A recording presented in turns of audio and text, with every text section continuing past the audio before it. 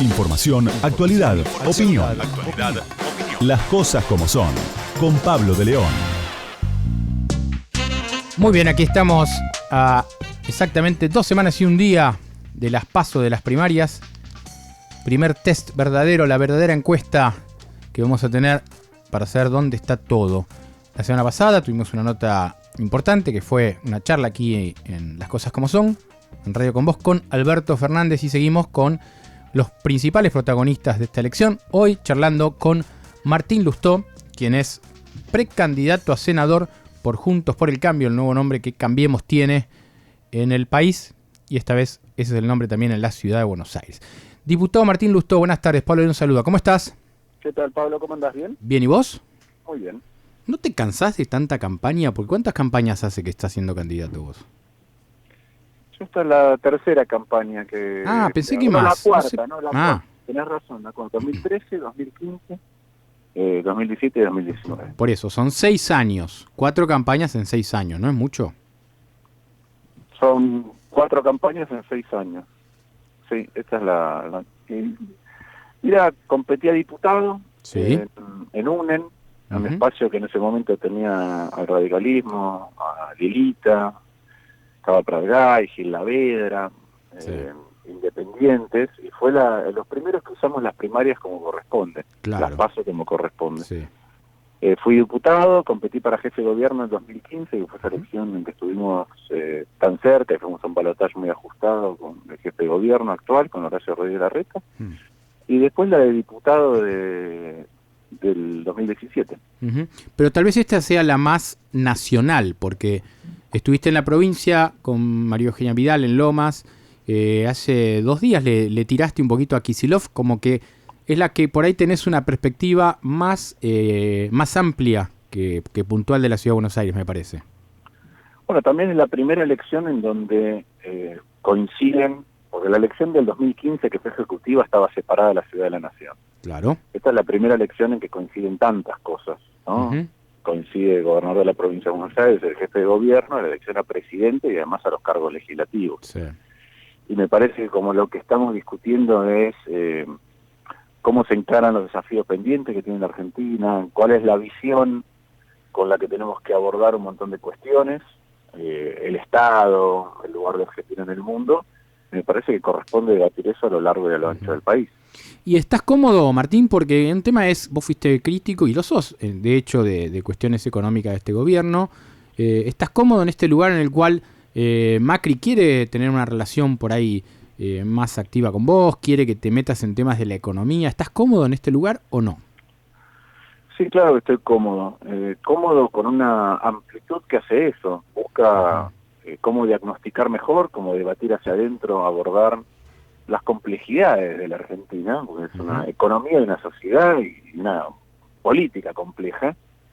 Y cómo después, a partir del diagnóstico, el debate interno se articula con otras fuerzas, se habla con otras fuerzas, se acuerda con otras fuerzas.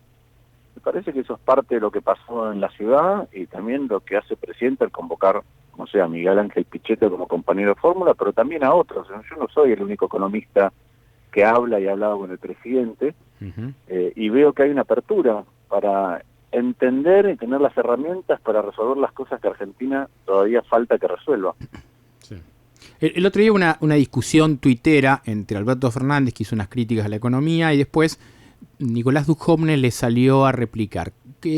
¿En qué posición estás respecto de este debate, o tenés una posición quizás intermedia entre la de lo que decía el ministro de Economía y lo que decía el candidato del Frente de Todos? Mira, hace poco me pasaron un video de una intervención de Raúl Alfonsín, donde decía, uno puede debatir con la derecha, con la izquierda, siempre en base a diagnósticos y a propuestas. Lo que es muy difícil es debatir con el populismo, porque promete cosas que no son ciertas y cuenta historias que no son ciertas. Sí. ¿Qué quiero decir con esto? El kirchnerismo cuando asumió, no asumió en el medio de la crisis. Sí. Cuando asumió en mayo del 2003. Sí. En los primeros 5 meses del 2003, la economía crecía el 10% y la inflación era el 5%. Sí. Teníamos un tipo de cambio que era más del 60, equivalente a más de 60 pesos por dólar. Sí. Teníamos un superávit primario de 3 puntos. Es decir, la economía estaba destrabada para crecer. Y a pesar de eso, el kirchnerismo dejó una economía absolutamente trabada en todos lados. Crecía tanto y exportaba tanto producto de tipo de cambio que le repagamos 10.000 millones de dólares al fondo, es decir, sobraban dólares. Sí. Y encima después vino la soja y te dejó sin reserva, con un cepo, con déficit fiscal, con déficit energético, con una inflación mucho más alta y sin crecimiento.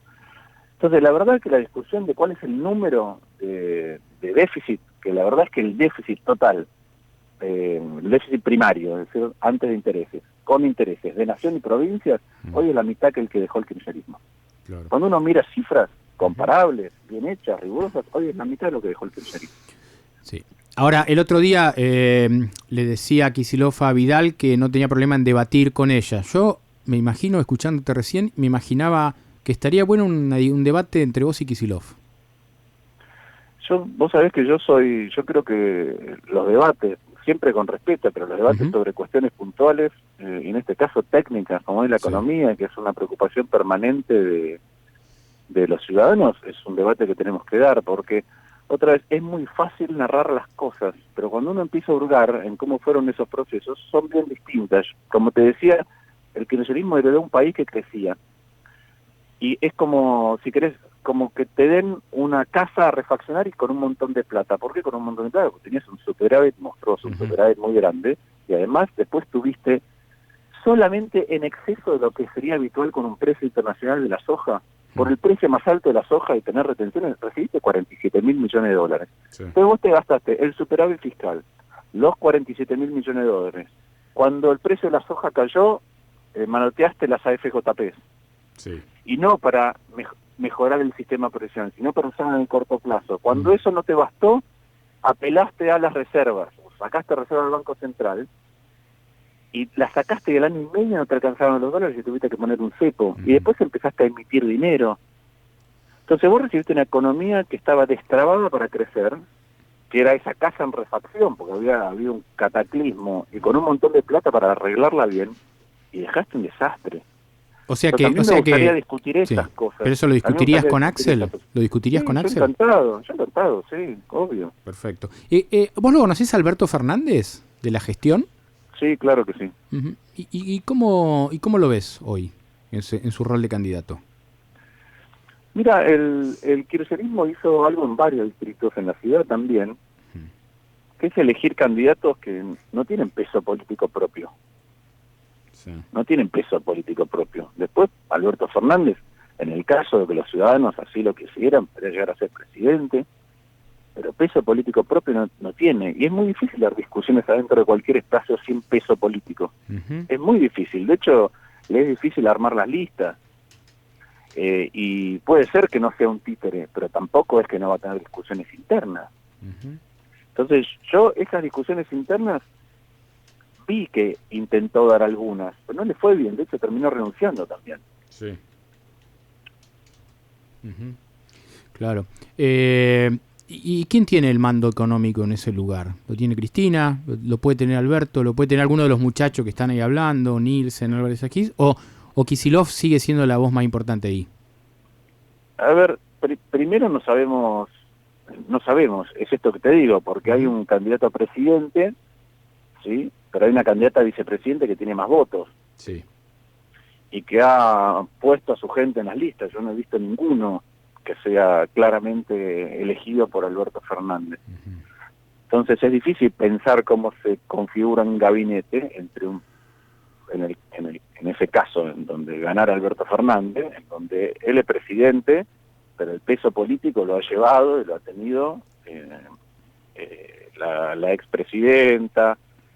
Y entonces eso me parece que es más complicado para armar un gabinete y para dar discusiones con un tema adicional que siempre para mí es preocupante del modo para abordar las complejidades, las dificultades y para desmasticar bien, que es que en el espacio de la expresidenta nadie se anima a discutir la expresidenta.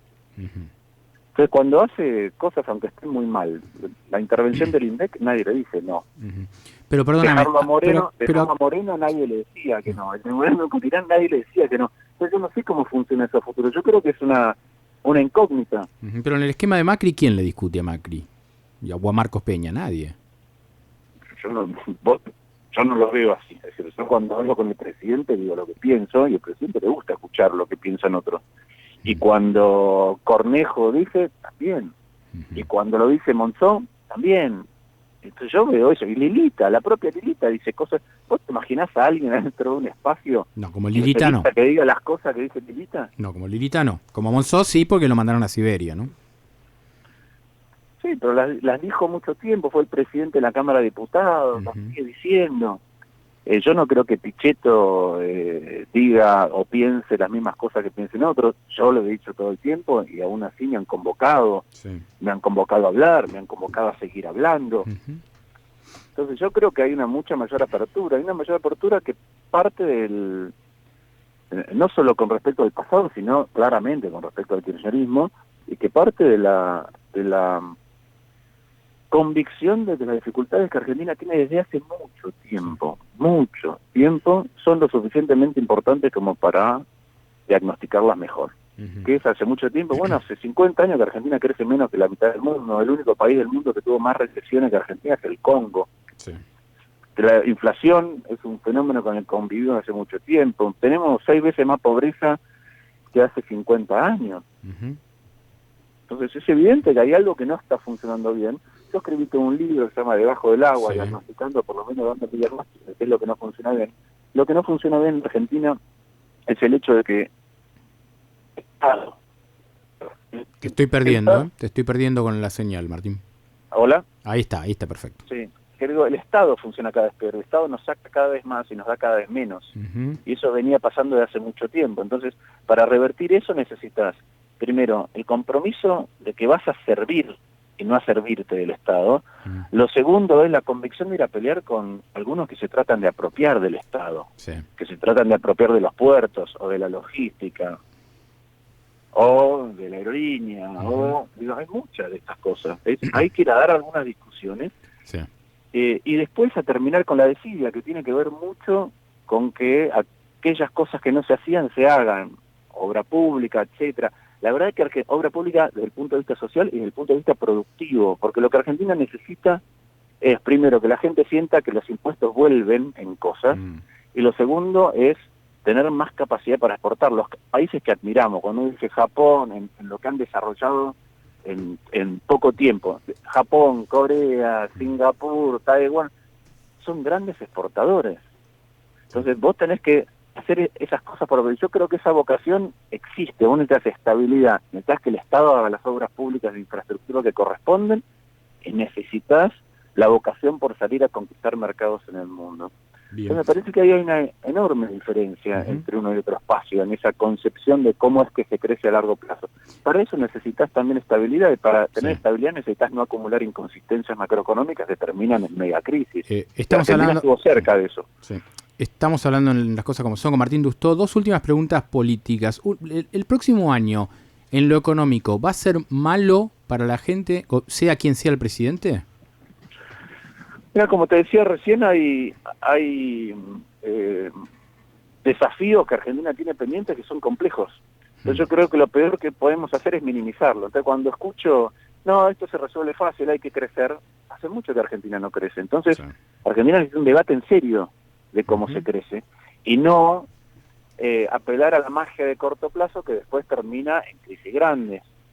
Y vos tenés ejemplos de cómo es la administración del Estado de un otro lugar. Yo creo que el kirchnerismo no ha administrado bien el Estado. Vos mirás los 150.000 millones de dólares que tuvo debido en sus ministerios y decime cuál es la gran obra pública que hizo. De la misma manera que vos podés contrastar lo que hicieron con recursos. Pensá que durante la época del kirchnerismo no solamente estaban los fondos de Santa Cruz, sino que la provincia de Santa Cruz fue enormemente beneficiada en el reparto discrecional de lo que daba Nación. Mirá cómo está Santa Cruz. Claro, desastre. En cambio, en la ciudad de Buenos Aires vos tenés una ciudad que claramente mejoró, que tiene más y mejor infraestructura, que tiene más y mejor espacio público, pero que además gran parte de lo que mejoró se debe a una competencia en donde los espacios políticos, el nuestro y en su momento el PRO, dimos debate público con propuestas concretas de cómo administraríamos el Estado. Hay 29 propuestas concretísimas que nosotros hicimos en la campaña del 2015, de las cuales el 60% las implementó el gobierno en la ciudad. Entre ellas, en seguridad, la descentralización del sistema de denuncias. ¿Para qué? Para poder construir un mapa del delito. A eso ellos le agregaron el anillo digital, el reconocimiento facial, más policías en la calle. En materia, por ejemplo, de salud, nosotros decíamos hay que priorizar los centros de atención primaria y dotarlos de más y mejor cosas para desagotar los hospitales. Es algo que empezó a ocurrir y con más peso en el sur. Hablábamos de la urbanización de villas, un montón en mortalidad infantil. Nosotros decíamos hay que hacer regionalización perinatal, que es que las madres que están en riesgo de tener un bebé prematuro estén derivadas a los hospitales que tienen especialidad en eso.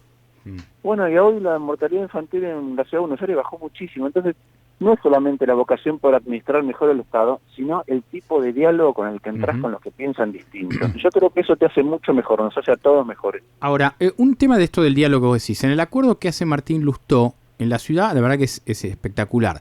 Te contiene a vos, que fuiste su último rival, que estuviste cerca de ganarle una elección. La tiene tranquila Carrió, más allá de las diferencias con vos. Ella no es candidata y está apoyando la campaña y va a estar presente en la campaña. Está Roy Cortina, un socialista diferente, como que hay un gran acuerdo. En parte de ese acuerdo, que aparte tiene después una compañera tuya en la lista del Senado que es verde, o sea que está a favor del aborto legal y no en una posición de pañuelo celeste que te pondría en conflicto a vos con tus creencias. En este acuerdo, ¿hubo también una charla respecto de que Santilli no sea el vicejefe? Porque de esta manera él no puede competir en la próxima elección. ¿Esto vos lo hablaste con Larreta? No, mira, nosotros la coalición que vos mencionás en la ciudad tiene que ver, cuando vos mencionás la coalición cívica, confianza pública, inclusive el socialismo, el radicalismo independiente. Nosotros llevamos independientes como candidatos. Está Manuel Laturte, que trabajó mucho tiempo en UNICEF. Sí, radical. La verdad, no es radical, Manuela, no. ¿No es radical? No es independiente, no. Lo que te decía es, armamos una coalición grande de todos aquellos que tenemos vocación de gestionar el Estado y que sabemos que podemos señalar desde afuera, podemos proponer desde afuera, pero si lo hacemos desde adentro, las mejores soluciones llegan antes. Y seguimos teniendo diferencia en abordaje de algunas cuestiones. Yo te dije, el 60% de las cosas que nosotros propusimos, el gobierno las tomó y las hizo. Hay un 30% que las hizo de una manera que a nosotros no nos termina de convencer y un 10% que no las hizo. Seguimos debatiendo eso. Mientras hacemos campaña, estamos discutiendo los temas de gestión del futuro y sobre todo aquellas cosas en donde el abordaje que tenemos cada uno es diferente para encontrar la mejor solución. Pero nosotros nos ponemos a pensar en eso, en cuáles son los cargos. Yo creo que el jefe de gobierno eligió su vicejefe de gabinete, su vicejefe de gobierno. ¿Pero vos no le hablaste eso con él? No, yo no me meto en la fórmula de que elige el espacio, principalmente el jefe de gobierno, que elige su vicejefe con el que trabajó tanto tiempo y que además tiene un vicejefe que está gestionando la seguridad y que tiene muy buena imagen entre los porteños. Y con respecto a Guadalupe Tagliaferri, sí, los dos pensamos lo mismo en algo que es importante, sí, para nuestro espacio es importante. El tema del aborto. Pero también una de las cosas que nosotros pensamos que es fundamental en esto de devolverle el Estado a la gente es llevar al Senado gente que tenga experiencia de gestión. ¿Por qué? Porque si no te podés a discutir leyes en el vacío, que después es más difícil de implementar. Pero también existe el riesgo de pensar leyes sin discutir con los senadores. Entonces nosotros creemos, o con el poderes legislativos, antes de mandarlas. Entonces nosotros creemos que tanto desde lo social como desde lo económico, somos una fórmula que le aporta visión de gestión a la Cámara de Senadores y entonces un muy buen vínculo entre el Poder Ejecutivo y el Legislativo. Bien. Bueno, Martín, te agradezco mucho esta charla. Te comprometo para otra, después de las PASO, sería ideal que vengas a esta radio que conoces muy bien y que has venido a charlas con Ernesto, con Reinaldo, si no me equivoco. Y por último vuelvo quizás al primer tema que te hablé al principio, esto del día a día. Tu mujer, Carla Peterson, ya no está podrida también de tanta campaña, ¿no te dice basta de cena, basta de actos y todas esas cosas? ¿O se complementan bien? Mira, en general, desde que nos conocemos pasa que en los años que ella tiene mucha actividad y está en la tele o está en teatro, yo trato de tener más calma para ocuparme de aquellas cosas familiares, de nuestro hijo, de la organización de la casa. Sí. Y cuando me toca a mí una actividad más intensa, está ella del otro lado para tomar la posta. Y la verdad que en eso nos complementamos muy bien. Y a Carla, por más que no tenga, más allá de la convicción y del papel que ha cumplido en el debate de la ley de la interrupción voluntaria del embarazo, y de la reivindicación de un montón de derechos de la mujer. La verdad que no tiene una participación política, pero le interesa. Le interesa porque también quiere un país donde se viva mejor y le interesan los debates que se dan. Yo creo que los que se cansan muchas veces de las campañas son los ciudadanos, donde en lugar de estar debatiendo más en profundidad los años previos, permanentemente, con rigurosidad acerca de los diagnósticos, lo que los abrumamos de golpe es en un mes. Y la verdad que nos merecemos debatir de otra manera. Nosotros por eso siempre, cuando hacemos campaña, lo que hacemos es, ya sea en un teatro o en una presentación, hacer diagnósticos y propuestas muy concretas. Yo lo hice en el 2015, en el 2017, y este año publiqué un libro para que podamos explicitar cuál es el diagnóstico que cada uno tiene de nosotros, que el otro pueda señalar en qué está de acuerdo y qué no, discutir por qué no está de acuerdo. Y la verdad, no solo debatir, o no solo discutir o presentar propuestas, en el mejor de los casos, en el mes de campaña. Entonces, a Carla le interesan estos temas permanentemente, son temas que hablamos en nuestra casa para el futuro de Argentina, para el futuro de nuestra familia, para el futuro de nuestro hijo, y que me parece que merecemos discutir con más pausa, con más tranquilidad, otra vez, con mayor profundidad, sin tanta agresividad, también afuera de la campaña, porque lo que es importante, al revés que en los deportes, con el resultado terminó el juego. En cambio, en las campañas, con el resultado empieza el juego. ¿Qué quiere decir empieza el juego? Cuando la gente vota, nos dice qué rol nos va a tocar. A algunos les toca el rol de oficialismo, y entonces tienen el deber de gestionar, a otros les toca el rol de oposición, y tienen el deber de controlar y proponer. Entonces, los debates en campaña deberían estar, debería haber propuestas, menos agresión, pero mucho más importante cómo trabajamos al día siguiente. Martín Lustó, gracias por este contacto con Las Cosas Como Son y con Ray con Vos. Un abrazo, suerte en la elección y nos hablamos después de la paso a la general. Dale. Un gusto grande, Pablo. Un abrazo. Chau, abrazo. Tenemos la información, por eso te decimos Las Cosas Como Son. Las Cosas Como Son. En Radio con Vos.